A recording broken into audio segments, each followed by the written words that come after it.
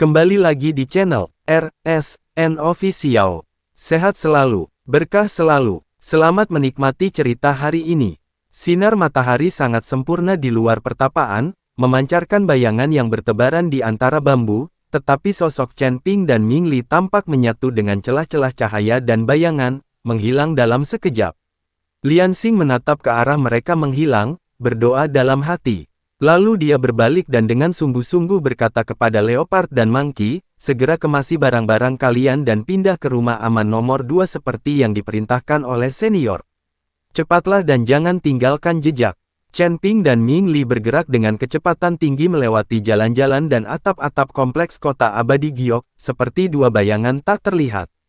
Mereka menghindari semua jalan utama dan area yang dijaga ketat, dan lebih memilih gang-gang sepi, halaman-halaman terbengkalai, bahkan saluran drainase bawah tanah. Pergerakan mereka tidak dapat diprediksi, dan aura mereka sangat tersembunyi sebagai anggota ras hantu. Ming Li secara alami terampil dalam menyembunyikan diri. Pada saat ini, dia mengubah energi hantunya menjadi ketiadaan dan mengikuti Chen Ping dari dekat. Dia sekali lagi takjub dengan kemampuan menyelinap Chen Ping yang tak terduga. Setelah menghabiskan sebatang dupa, keduanya diam-diam mendekati tembok tinggi di sisi barat rumah abadi Giok. Ini bukan pintu masuk utama, jadi pertahanannya relatif lemah, tetapi rune pertahanan samar masih terbentang di sepanjang dinding Giok yang tinggi, dan ada penjaga tersembunyi di beberapa titik. Chen Ping tidak memilih untuk memanjat tembok. Dia membawa Ming Li ke dasar tembok, tempat terdapat beberapa tanaman merambat kuno yang telah tumbuh entah selama berapa tahun, sulur-sulurnya saling berjalin dan menutupi hampir setengah dari tembok. Yang lebih penting lagi, indera ilahi Chen Ping mendeteksi sebuah pipa sempit yang telah lama ditinggalkan di dalam dinding, yang digunakan untuk mengalirkan sisa air mata air spiritual. Akibat bertahun-tahun diabaikan, sebagian besar sistem perlindungan internalnya menjadi tidak efektif, dan karena terlalu halus dan tersembunyi, sistem tersebut tidak tercakup oleh perawatan rutin. Masuklah dari sini. Chen Ping mengirimkan suaranya, dan kilatan cahaya abu-abu yang kacau muncul di ujung jarinya saat dia dengan lembut menyentuh batu bata dinding yang tersembunyi di bawah tanaman rambat tua. Cahaya abu-abu merembes masuk, dan beberapa suara, klik, yang sangat samar terdengar dari dalam dinding bata, seolah-olah mekanisme internalnya telah dibuka secara diam-diam. Segera setelah itu, sebagian dinding seluas sekitar 1 kaki persegi ambruk tanpa suara, memperlihatkan sebuah lubang gelap yang hanya cukup lebar untuk dilewati satu orang secara menyamping, dan bau apak dan lembab tercium keluar. Tanpa ragu-ragu, Chen Ping menyelinap masuk lebih dulu, diikuti closely oleh Ming Li. Setelah masuk ke dalam, Chen Ping menyentuh sebuah titik di bagian dalam dinding bata yang dapat digerakkan dengan punggung tangannya, dan bukaan itu tanpa suara kembali ke keadaan semula, tampak persis sama dengan dinding di sekitarnya dari luar. Di dalam gua terdapat lorong batu sempit yang menurun dan tertutup lumit licin, serta udaranya dipenuhi bau apak dan sedikit kelembapan. Keduanya berjalan menyusuri jalan setapak berbatu sejauh beberapa puluh meter, dan kemudian sebuah persimpangan jalan muncul di depan mereka. Berdasarkan tanda pada peta Lian Xing dan intuisi ilahinya sendiri, Chen Ping memilih lorong yang lebih dalam di sebelah kiri, yang hampir setengahnya terhalang oleh tanah dan bebatuan yang runtuh. Mereka bergerak seperti terenggiling yang paling lincah, menavigasi melalui pipa-pipa terbengkalai yang sempit, rumit, dan berbahaya serta celah-celah bawah tanah.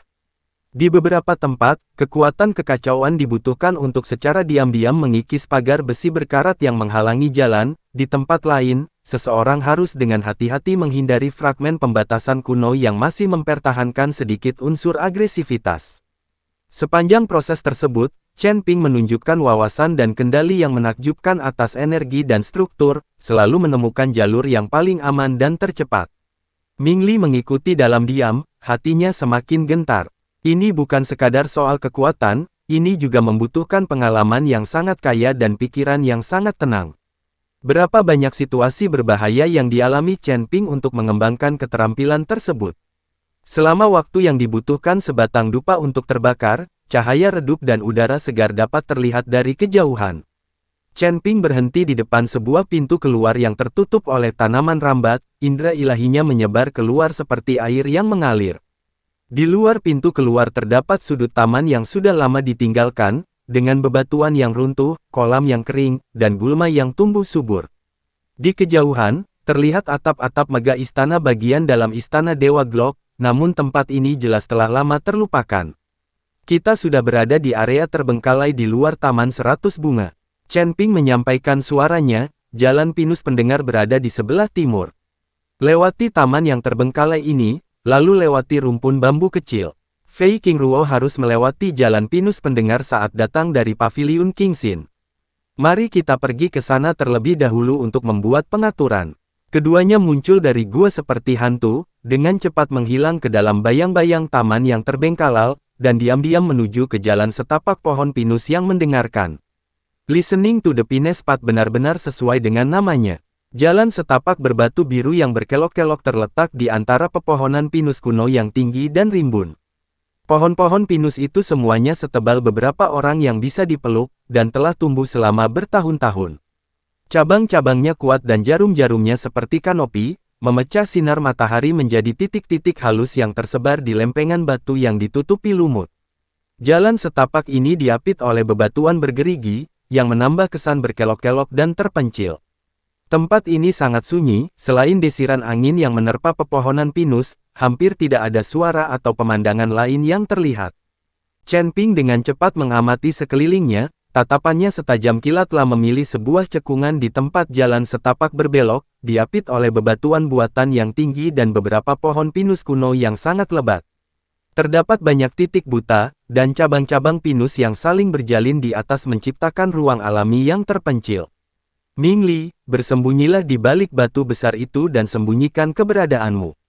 Jangan bergerak tanpa isyaratku. Tugasmu adalah, jika terjadi peristiwa tak terduga, seperti penjaga yang berpatroli lewat, atau penjaga Felking yang mencoba membunyikan alarm, kamu harus segera menghentikan mereka dengan cara yang paling bijaksana, menciptakan kekacauan atau menyesatkan mereka, dan memberi kita waktu.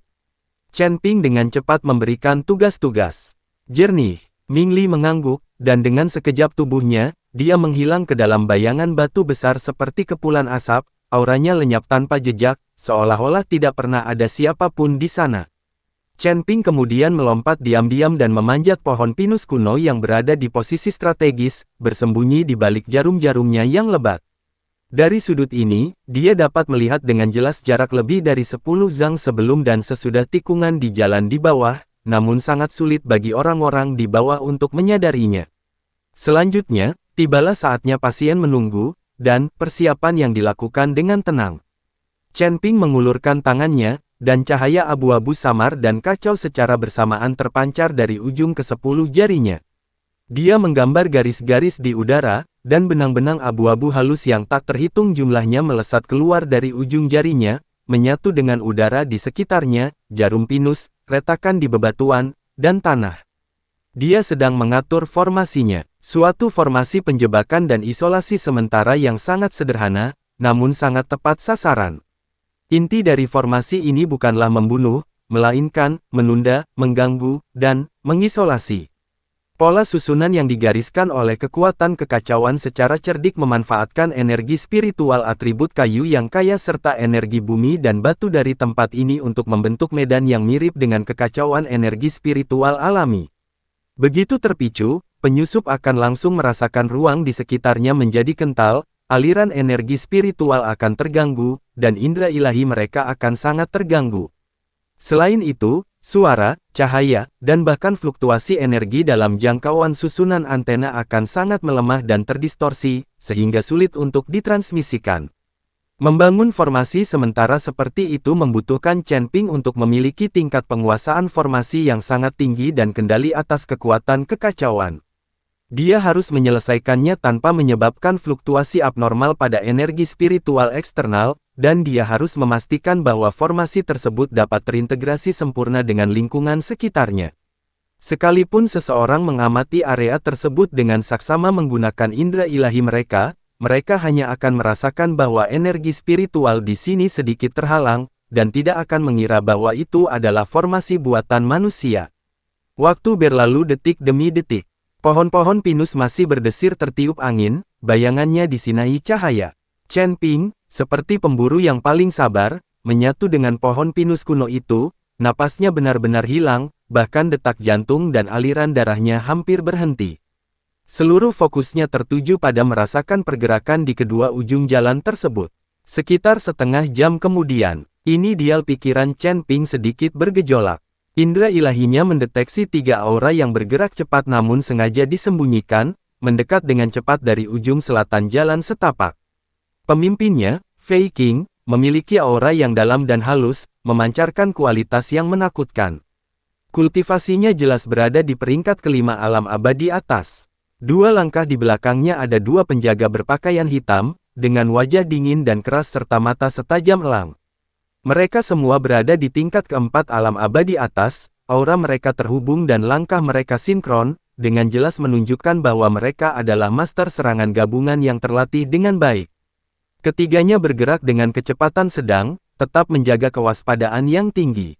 Mata sipit Felking sesekali mengamati sekelilingnya, dan sepertinya dia memegang semacam alat pendeteksi di tangannya, yang memancarkan cahaya spiritual samar-samar. Fua penjaga mengapit Rei Qing, secara narus melindunginya di tengan, mata tajam mereka mengamati setiap sudut di mana bahaya mungkin mengintai. Semakin dekat dan semakin dekat, 30 zang, 20 zang, 10 zang. Tepat ketika ketiganya hendak memasuki barisan yang telah disiapkan oleh Chen Ping dan mencapai tikungan jalan, perubahan mendadak terjadi. Serangan itu bukan dilancarkan oleh Chen Ping, melainkan oleh Fei Qing sendiri. Felking, yang berjalan di depan, tiba-tiba berhenti sejenak, dan alat pendeteksi di tangannya tiba-tiba menyala dengan cahaya merah redup. Ekspresinya tiba-tiba berubah, dan dia berteriak dengan suara rendah, "Ada yang salah. Ada penyergapan." Sebelum selesai berbicara, tanpa memeriksa terlebih dahulu jenis jebakan apa itu, dia langsung mundur ke samping dan belakang tanpa ragu-ragu. Bersamaan dengan itu, dia mengibaskan lengan bajunya, dan beberapa duri es biru yang membawa hawa dingin menusuk tulang melesat keluar membentuk kipas menuju area mencurigakan di tikungan jalan di depannya. Lonjakan es ini bukanlah serangan sembarangan, melainkan mengandung hukum es yang mendalam.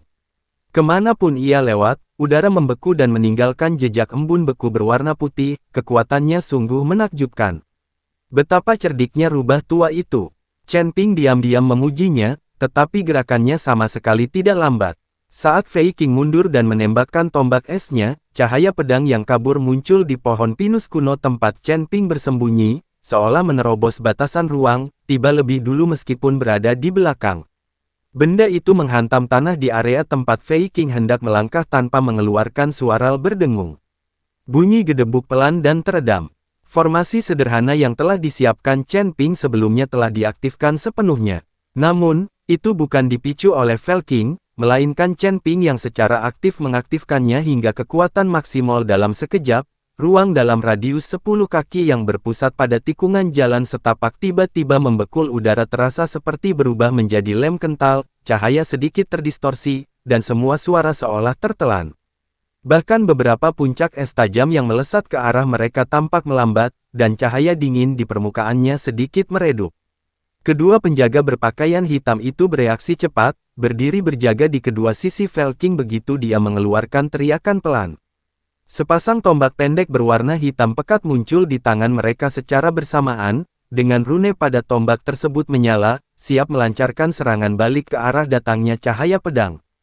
Pada saat yang sama, salah satu dari mereka membuka mulutnya seolah ingin berteriak, jelas untuk membunyikan alarm. Namun, dampak dari formasi tersebut sudah mulai terlihat. Gerakan mereka tampak menjadi lamban, seolah-olah mereka terjebak di rawa. Penjaga yang ingin berteriak suaranya terhalang oleh kekuatan tak terlihat, dan hanya bisa mengeluarkan suara serak pendek dan tajam, tidak mampu membentuk sinyal suara yang efektif. Itu adalah penundaan yang sangat cepat. Sosok Chen Ping meluncur turun dari pohon pinus kuno seperti hantu. Sasarannya bukanlah kedua penjaga itu, melainkan Fei Qing, yang sedang mundur dengan kecepatan tinggi dan sedikit terhalang di belakang mereka. Mata Felking berkilat dingin. Meskipun ia terkejut dengan keanehan penyergapan dan ketepatan serta kekejaman serangan lawan, ia tetaplah seorang veteran pertempuran dan tetap tenang menghadapi bahaya. Dia meraih pinggangnya dengan tangan kanannya, dan sebuah perisai hitam berbentuk tempurung kura-kura seukuran telapak tangan, yang memancarkan aura kuno dan berat, seketika membesar dan muncul di depannya. Pada saat yang sama, dia membuat segel tangan dengan tangan kirinya dan melafalkan mantra. Tiba-tiba, aliran energi dingin Xuan Yin yang pekat menyembur dari tubuhnya dan mengembun menjadi lapisan baju zira es sebening kristal yang ditutupi rune misterius. Kombinasi, perisai roh kura-kura mistik, dan armor es yin mistik, adalah kombinasi pertahanan terkuatnya. Dia yakin bahwa meskipun menerima serangan penuh dari kultivator alam abadi tingkat 6, dia masih bisa menyelamatkan nyawanya. Namun, serangan Chen Ping tidak didasarkan pada kekuatan fisik semata, melainkan pada keterampilan. Sosoknya, yang menerkam ke bawah, berputar aneh di udara, dan seperti ikan yang berenang, nyaris melewati celah di antara bayangan tombak yang diayunkan dengan tergesa-gesa oleh kedua penjaga, langsung menuju ke arah Fei Qing. Menghadapi perisai roh kura-kura Xuan yang memancarkan cahaya spiritual yang kuat dan baju besi es yang dingin, Chen Ping tidak menghindar atau mengelak, tetapi hanya mengarahkan jari-jarinya seperti pedang, dan seberkas cahaya abu-abu gelap dan kacau, seperti awal mula alam semesta, mengembun di ujung jarinya. Satu jari menunjuk. Tidak ada kemeriahan besar, tidak ada kemegahan yang memukau. Ujung jari itu dengan lembut menyentuh bagian tengah perisal roh kura-kura Xuan. Asteris mendesis suara lembut, seperti gelembung yang pecah. Perisai roh kura-kura Xuan yang tampak tak terkalahkan dan bercahaya tiba-tiba kehilangan cahayanya di tempat ujung jari menyentuhnya. Dari titik itu di permukaan perisal, retakan abu hitam yang menyerupai jaring laba-laba menyebar dengan cepat. Segera setelah itu, seluruh perisal, seperti batu yang lapuk selama jutaan tahun, diam-diam berubah menjadi abu, yang berjatuhan dengan deras.